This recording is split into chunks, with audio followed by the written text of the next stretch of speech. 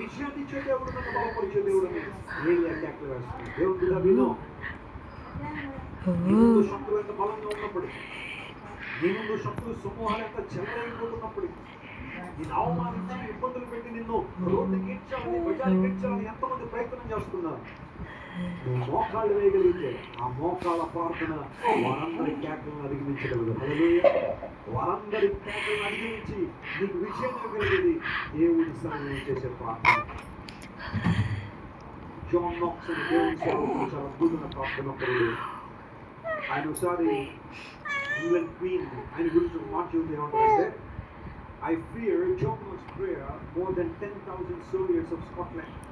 Scotland దేశంలో 10,000 మంది సైనికుల కన్నా జాన్ నాక్స్ గారు మోకాళ్ళు వేస్తే నాకు భయం ఉంది. ఎందుకోసం తెలుసా? 10,000 మంది సైనికులు చేసే పని కన్నా జాన్ నాక్స్ మోకాళ్ళు వేస్తే ఆ పని చాలా దృఢంగా జరుగుతుంది. కారణం దేవుడు ఆ ప్రార్థనకు జవాబిస్తాడు. Your God is praying answering. Whatever you are praying for today, దేవుని కోసం ప్రార్థన చేస్తున్నాం. ఏ కార్యాలు జరగని దేవుని ప్రార్థన చేస్తున్నాం. సహోదరి ప్రార్థించే, విసుగుగా ప్రార్థించే, కంగారు పడద్దు ప్రార్థనలో. అయ్యో దేవుడు ఆలస్యం చేస్తున్నాడు అనుకోవద్దు.